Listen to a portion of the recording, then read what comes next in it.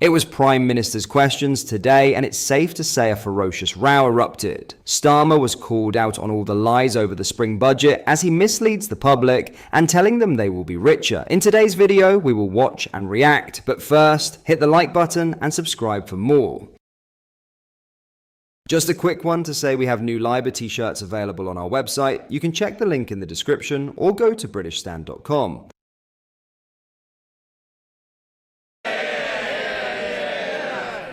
Mr. Speaker, the triple lock was a Conservative policy. Yeah. Rather than... Yes.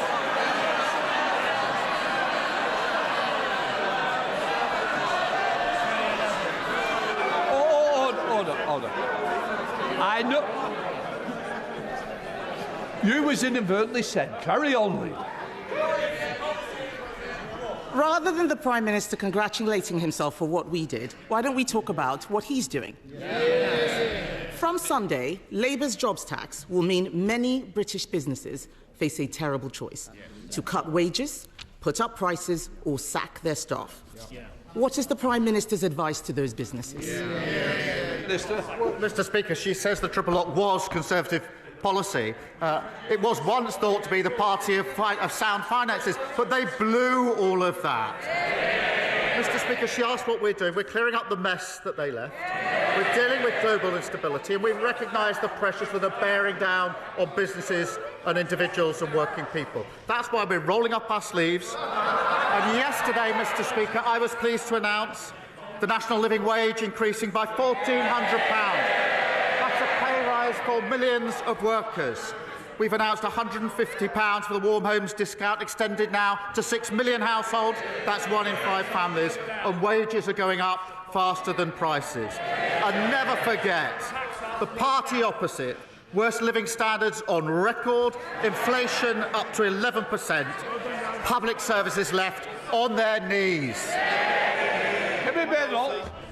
Mr. Speaker, the only mess is the one that he made with his budget. They had an emergency budget last week that fixed nothing. He says he's bringing stability. All we see is fragility. During the election, the Prime Minister also promised that he would not increase taxes on working people.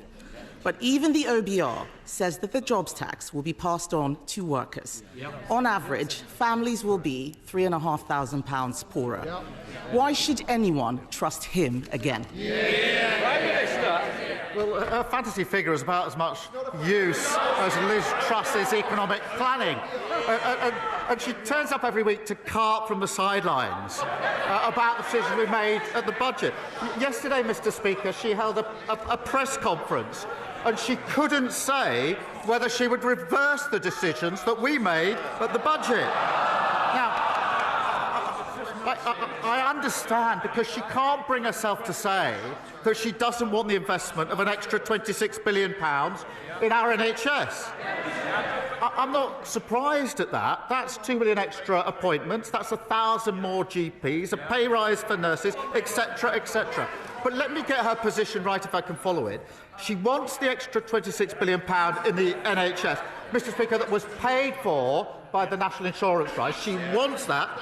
She doesn't want to reverse the national insurance rises. So she's now reduced this absurd position of voting in the budget, carping against a budget that she actually agrees with. Mr. Speaker, I don't agree with making people poorer. I don't agree with pensioner poverty. I don't agree. Out there, they are calling it awful April. That's because of decisions he has made, because he made promises and broke them. His promises are worthless, Mr. Speaker. People are getting poorer. Before the election, he pledged to freeze council tax. Instead, it's going up everywhere. Even in Birmingham, where there's 17,000 tonnes of rubbish uncollected on the streets. Does the Prime Minister regret promising the British people he would freeze their council tax when he has so obviously failed? Minister. Well, I have to ask, if she doesn't want people poorer, why didn't she resign when she was in government? Mr. Speaker, the last government put up council tax for 12 years in a row. She, I think, was actually Minister for Council Tax. And in the year she's been, what she do? She put it up. And even now, the Conservatives' own Local Government Association manifesto, so currently their position, page 9, we asked the government to remove the caps on council tax. So who's leading the charge? Hampshire County Council, they wanted a 15% hike, we said no. Slough Council wanted a hike, we said no.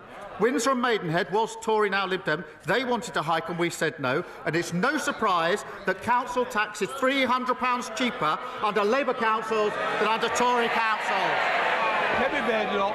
Mr. Speaker, he doesn't want to talk about Birmingham, and that's because he knows the situation. So I'll say it again. 17,000 tonnes of rubbish on Birmingham streets. Yeah. Normally, a state of emergency is called for natural disasters, not Labour ones. Yeah. His policies have left our economy dangerously fragile. The Chancellor, once again, left herself no room for manoeuvre. Economic experts, real economists, say she will either have to break her fiscal rules or put up taxes. Which will it be? Prime Minister. I think she must have picked up the script she was using a few weeks ago. Because it was only then she was saying, in the spring statement, you're going to put up taxes. But look, Mr. Speaker, in relation to the situation in Birmingham, it is completely unacceptable. I fully support the Council in declaring it a major incident to resolve the situation, and we'll put in whatever additional support is needed. But when the party opposite was in government, we lost more days to strike action than in any year since the 1980s. NHS workers were on the picket line, not on the front line, and that sent waiting lists through the roof, so we'll take no lectures on industrial harmony from them. Mr. Speaker, the whole House would have heard that he didn't say whether or not he could keep his fiscal rules. That means that it's either that or putting up taxes. 9 months ago, we left Labour the fastest growing economy in the G7. We did. And I remember watching his MPs laughing at their first destructive budget. They've had another one that has made our economy dangerously vulnerable. The Bank of England says his policies have pushed up the cost of living for families. Does he disagree with the bank, or does he accept his policies mean higher bills? Prime Minister. Mr. Speaker, she must be the only person left in the country who actually thinks they did well on the economy when they were in power. That was what was tested at the last election. Living standards, the worst on record. Inflation, 11% it soared up to. The NHS on its knees. Oh, Mr. Speaker, she's so obsessed with talking down the country that she's not read the OBR forecast properly. Growth up in 2026, 2077 up, 2028 up, 2029 up. And thanks to our planning reforms, the largest growth measure the OBR have ever costed. And what did the Tories do when the bill came before Parliament? They abstained. Well, you don't grow the economy or build houses by assembly. They're the same old party. They haven't changed. Nothing's new. Mr. Speaker, he talks about inflation. We left it at 2%. It is now twice what the OBR forecast when we were in government. The fact is, his decisions have made our economy fragile, just as we face global trade wars. In November, I urged him to seize the draft US trade deal Conservatives negotiated. Instead, Mr. Speaker, he lost our most experienced trade negotiator. It's no wonder he can't get a tariff deal for British cars.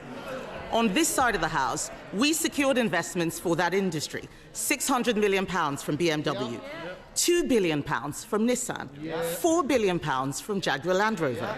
Labour's record is a car industry in crisis, even before tariffs. There are 25,000 more jobs now at risk. He says he's preparing for eventualities. Can the Prime Minister tell us exactly what he is doing to protect the British car industry from his failure to negotiate? Prime Minister. We're taking a calm, pragmatic approach and keeping our feet on the ground. There are constructive talks that are ongoing on a wider economic prosperity deal with the US. That is really important at this moment. We are working with all sectors that are likely to be impacted, and we're guided by our national interest at all times. And that's why we've said we won't rule anything out. But it is important at a moment like this that we don't have knee-jerk reactions, that we are actually cool-headed about this, and that's why we won't rule anything out. But she must be. She's the Trade Secretary. She was the Trade Secretary, Mr. Speaker, who failed to get a trade deal with the US. Lastly, Prince Harry is still loved in Lesotho, despite the ongoing controversy surrounding his resignation from HIV charity centre Bowl. Local sentiment towards the Duke of Sussex remains overwhelmingly positive in the southern African nation, with many still showing a soft heart towards him, a journalist has claimed. Speaking to the media, the editor at the Reporter newspaper in Lesotho, Nao Kalani, said, "Prince Harry is very likeable because of his charity work. He's done remarkable work with his charity, Centebele, which was founded in honor of his mother. People are in disbelief because the charity has done so much. It came into existence during the HIV crisis, which was a major challenge in this part of Africa, the southern part of Africa. So he's very well cared for here. People here have a soft spot for him. We definitely still love Prince Harry, despite all the allegations going around on social media. He would be welcome back in Lesotho." The controversy erupted when Prince Harry, 40, resigned as a patron of Centebele, the charity he founded in 2006, alongside Prince Seeiso of Lesotho. Both princes quit amid what has been described as a boardroom battle with the charity's chair, Dr. Sophie Chandauka. Several trustees also resigned earlier this month after Dr. Chandauka refused to step down, creating what departing trustees called an untenable situation. Dr. Chandauka has since made allegations against Harry, accusing him of bullying and harassment. She also claimed he sent unpleasant and imperious messages to the charity's boss. Alex Rayner, an old Etonian school friend of the prince, said Harry is shocked about the allegations made against him. According to Rayner, Harry feels as if he has had one of his fingers cut off after feeling forced to resign from the charity established in his mother's name. What are your thoughts on what we discussed in today's video? Let me know down in the comment section below. If you've not yet already, make sure you do drop a like on this video and subscribe to the channel for more British content. Thank you, take care, goodbye.